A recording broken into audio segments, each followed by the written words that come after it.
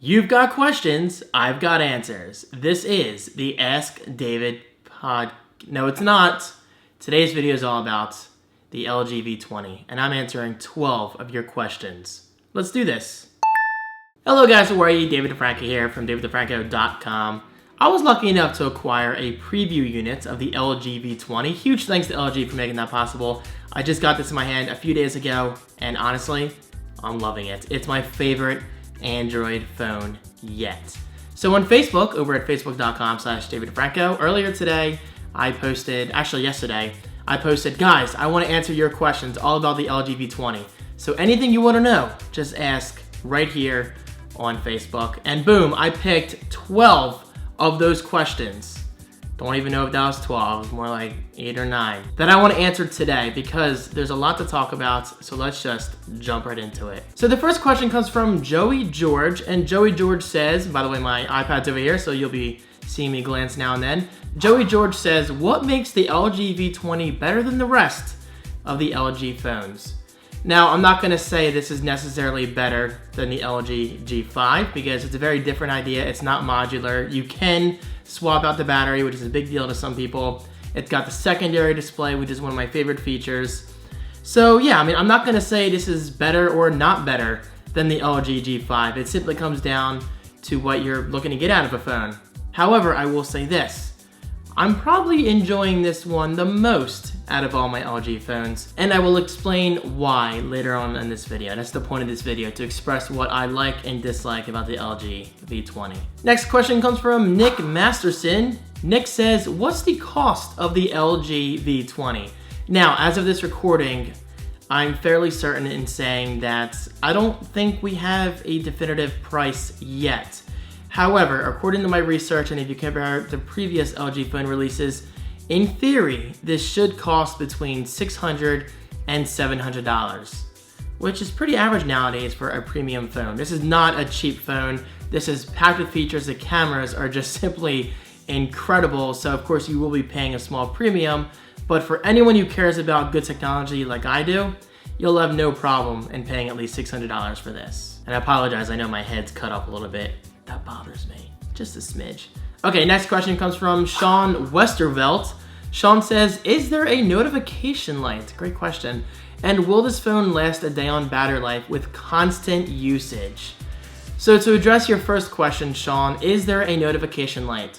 Much to my surprise, no. And I say that because I'm so used to Android phones having a notification light. I mean, if there is one, I haven't really found it yet, but I think I would have found it by now. I've been using this for the last 3 days or so. But so far, I have not found a notification light. Now, is that a good or a bad thing? I don't know. It simply comes down to your personal preference. Personally, I like and dislike them at the same time. I like them because, well, I love lights in general, but I kind of dislike them because I think notification lights are kind of distracting. And plus, a notification light's kind of pointless once you have this secondary display, which you can use to swipe between. But yes, if you look here, you can swipe between different screens like your apps, your Wi-Fi, and all that stuff. I'll talk about that more in a bit. So as of today, no, I cannot find a notification light. Look at that wallpaper, it's beautiful. And will this phone last a day on battery life with constant usage? It's really hard to say, honestly, because everybody's definition of constant usage can vary. But I will say this, I went 2 days using this on and off, and the battery life was maybe like around 10%. So constant usage, I still have to say, just to be safe, you should charge your phone every night, whether it's an Android phone, and an iOS phone, whatever. You should always charge your phone every night, simply because it's nice having peace of mind and just knowing your phone will definitely not die the next day or even the same day. So that's all I have to say about that. Matt Miller, your question is the always on panel useful? How often do you look at that instead of turning on the phone? This is a great question, Matt, because the secondary display to some users may seem gimmicky.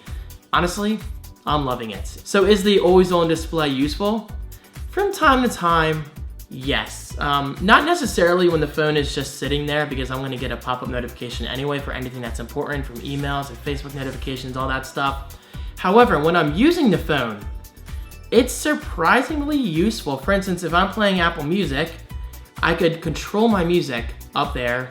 I could swipe to different screens, including my name, my favorite apps, and even essential controls like Wi-Fi, flashlight, Bluetooth, and all that stuff. And well, I think that is a big deal because for power users like myself, you typically like to multitask, and the secondary display definitely makes that easier. And also, one thing I really like is when you're downloading an app in the Google Play Store, you can actually see the download notification pop up on the secondary display. I just think that's neat. Jeff Jackson, how are you, dude? Jeff says, how quickly can it take photos?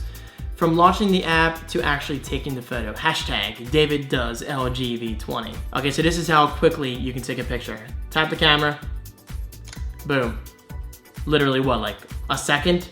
It's pretty damn fast and definitely quite impressive. Of course, the picture is crooked because I just did it really quickly. And actually, I will be going to Lancaster, PA on Saturday. This video is not coming out till at least like Tuesday or Wednesday. So, in the newest weekend vlog, I will be putting this camera to heavy use and talking about it in my final review. So Jeff, to answer your question, it's extremely fast at taking pictures. Gregory Ikuzuki. I'm so sorry, Gregory. I'll just call you Greg, all right? Greg says, how's Apple Music on Android OS? It's nice.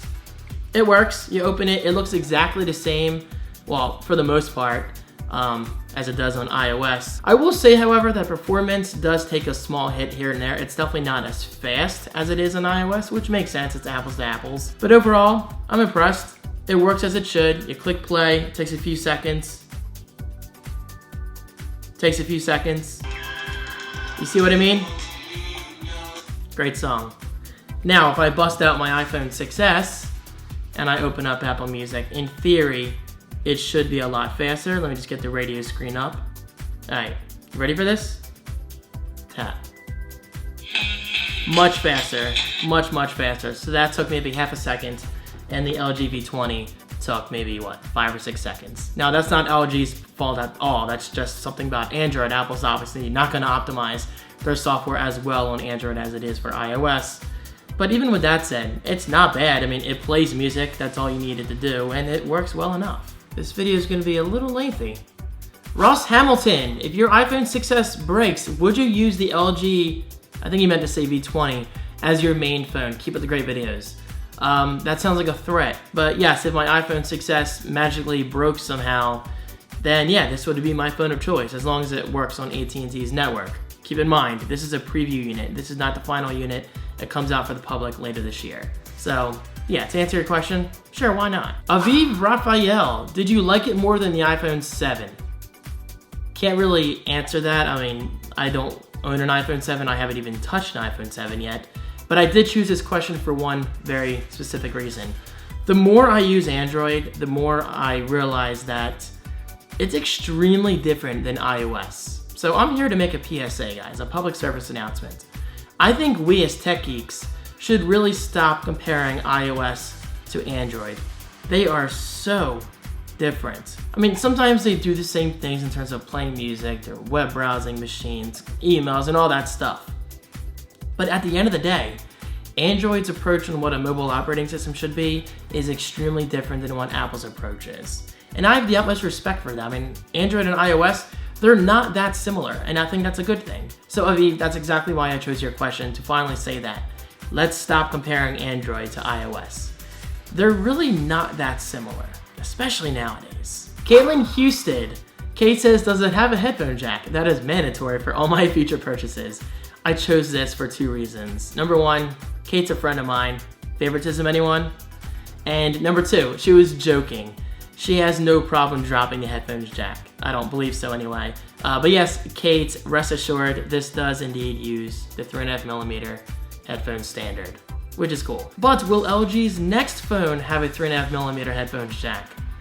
I don't know. Guys, mark my words, I would not be surprised at all if companies like LG and Samsung, especially Samsung, decide to drop the headphone jack in 2 years. Mark my words. You'll see, this is the beginning of something huge. And that's fine with me, I'm all for change. Bring it on. Jillian DiNardo, you're up next. Jillian says, does the phone have good quality to record videos with, like vlogs, etc.? I'm not gonna say yes because I haven't used this for recording videos yet, but like I said earlier in this video, I will be using this in the weekend vlog. I'm not gonna be recording my entire weekend vlog with it, but I'll definitely be doing some test footage in Lancaster, PA over the weekend. However, with that said, I'm going to make an assumption in saying the video is going to look freaking fantastic. I mean, if this is anything like previous LG phones, then I'm just going to expect awesomeness. And actually, guys, it's important to say this. It's very difficult to find a premium phone nowadays that doesn't shoot good video, whether it's Samsung, LG, Apple, whatever. If it's a premium phone, chances are pretty damn good that it's gonna shoot awesome video. And it does shoot 4K, so that's important. Evan Jakeson says, do you like the removable back or do you like what they do on the G5 more? I like it. In my opinion, well, in my usage, I don't find it to be necessary because I don't really have problems with the battery. Come on, David, you can do this. I will say the back isn't as easy to get off as it was on previous LG phones. You're gonna have to take my word for it though. The back does come off, and actually I showed it in the unboxing video. Now for me, I don't see the requirement to swap out batteries. However, taking off the back cover does allow you to put in a micro SD card, and that enables you to expand your storage up to 2 terabytes. That's a lot of storage. So if you're the kind of user who enjoys storing a ton of media on your phone, whether it's like videos, photos, music, all that stuff, this might be the phone for you because 2 terabytes, that's a lot of data. And finally, last but not least, Zoe Smith says, apart from the camera, what other feature do you like best on the V20? The display. The display is downright beautiful. I love this display. The blacks are super rich. It's a quad HD display, meaning it's 2560 by 1440 in resolution with a pixel density of 515. That is super rich in detail, and I love that as a pixel freak. And by the way, the display size is 5.7 inches, so this is technically bigger than the iPhone 7 Plus. Whether that's important to you, I don't know. I mean, I'm still not a huge fan of using a large phone with one hand, but when using it with 2 hands, I see no problem with it. It's 3 o'clock. Thank you, Mr. McIntosh. It's a beautiful display. Things just look downright fantastic. And well, it's a dream come true for people who care about quality displays like me. So guys, there you have it. There is my Q&A regarding the LG V20. As you probably noticed, I didn't really include B-roll in this video because that's not the point of this video. This is a very personal one-on-one with you guys regarding your questions all about the LG V20. However, with that said, stay tuned for plenty of B-roll, plenty of example photos and example videos and all that stuff in my in-depth review of the LG V20 in just a week or 2. I can promise you it's gonna be worth it. I'm loving this phone overall. Hey, I don't dislike it. I mean, if anything, it's the best Android phone I've used yet. Now, sadly, this one isn't mine to keep. I will be sending this one back because it's a preview unit, but I will be getting to keep my own final retail unit in, I don't know, maybe a month or 2? I'm not sure. It all depends on when the LG V20 comes out. I know it comes out before the holidays, which isn't that far from now. So of course, one more huge thanks to LG for making this possible. I really appreciate it. And huge thanks to everyone who submitted their questions over at facebook.com/DavidDeFranco. Check it out right below. Follow me. I post there every day. That's the best place to have a conversation, in my opinion. Thank you guys so much for watching. Your support means a lot, and I'll see you in my next video. Peace!